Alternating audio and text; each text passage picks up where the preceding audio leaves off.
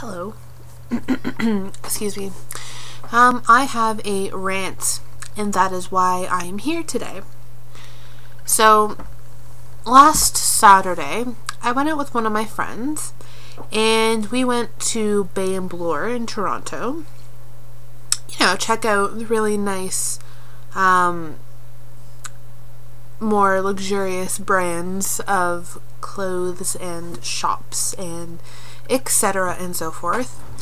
And we went into Chanel, and I wanted to know, because on my bag there's a little bit of wear and tear on the 2Cs, which happens.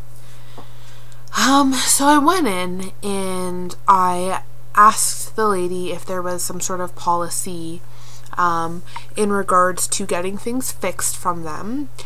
And this was Chanel, by the way. I walked into Chanel and with my bag, asking this one sales lady if there was any sort of policy on fixing merchandise. And she assures me, yes, you know, we can send it off to Paris, blah blah blah blah blah blah blah blah blah blah. And I'm like, okay, great.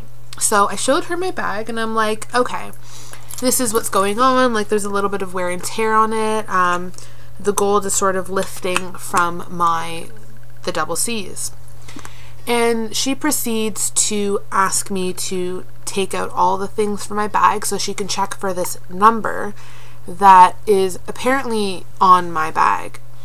So that's fine.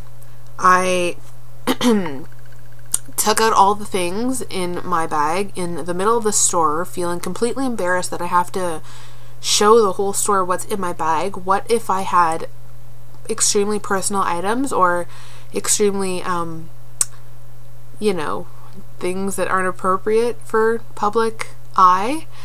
And yeah, so, you know, obviously she wanted to check to see if my bag is authentic, and it's kind of like, why am I gonna come into into the Chanel store, into like the home store, with a fake bag, asking for it to be replaced? I mean, that's really tacky, and I'm not that tacky. I mean, you know, we all have our days and such, but I'm not that tacky of a person. That's kind of like, no, I wouldn't do that. I'd feel like such a loser. Anyways, so, you know, she's eyeing up this bag, this gorgeous bag right here. Oh yeah, you can see it beautifully in that camera. And like, first of all, if this bag was fake, I think it would look a little bit worse off than what it does right now. This does not look fake. Does not look fake, lady. So I don't know where that came into your pea-sized brain. So anyways, she found this number, or, you know, obviously whatever suspicion she had on my bag being fake is no longer a suspicion. She obviously thinks that my bag is real. So she tells me, yes, we can send it off to Paris. It'll take like 6 weeks or such, blah blah blah. And I'm like, okay, great. How much is it? How dare I ask how much it is? If I have to ask, obviously I just can't afford it, right? Wrong. I'm sorry. I want to know how much it is before I send it off. I'm not made of money. I don't wipe my ass with 20s. I want to know how much it is. You know, even if I had billions of dollars, I still want to know how much it is. So she was kind of taken aback and is all like, oh, well, I can find somebody to give you a quote on it. And I'm like, okay, great, thanks for your help, I really appreciate it. You know, that sounded sarcastic, but I wasn't really being very sarcastic, because it's, you know, thank you for your help, you're doing me a solid, you're doing me a favor, thanks, that's great.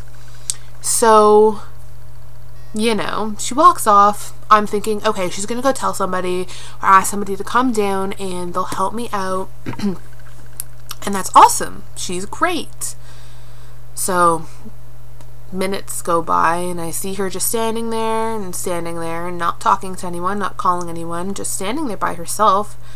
Walks up to a whole new set of clientele and says, do you need help with anything?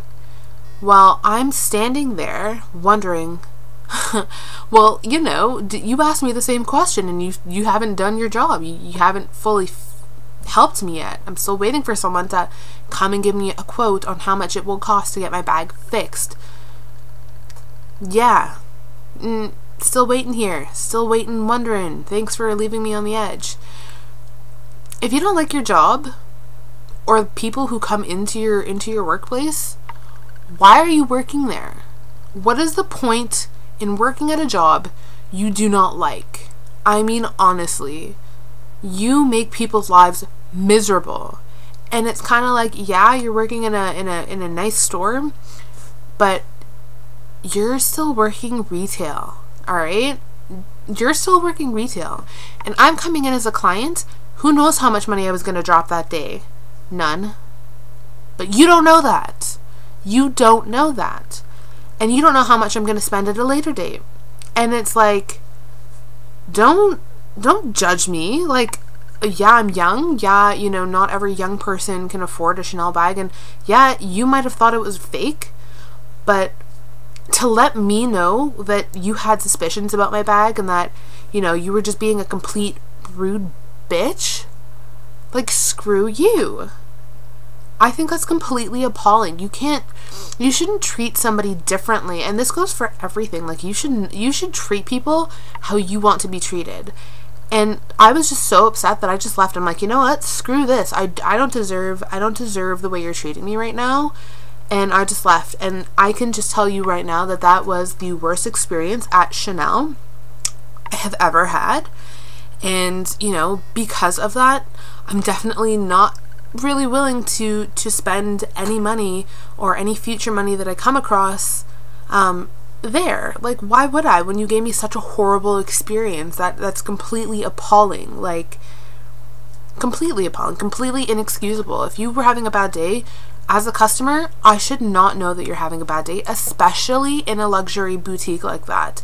If it was H&M, okay, fine, whatever, but you have high expectations as a customer going in there thinking you're going to get a great experience because it's a high-end boutique. You know, these people are there to help you and to serve you. You know, you want to give a good impression of the brand itself. But when people like you work there, you completely ruin it for everyone. So screw you.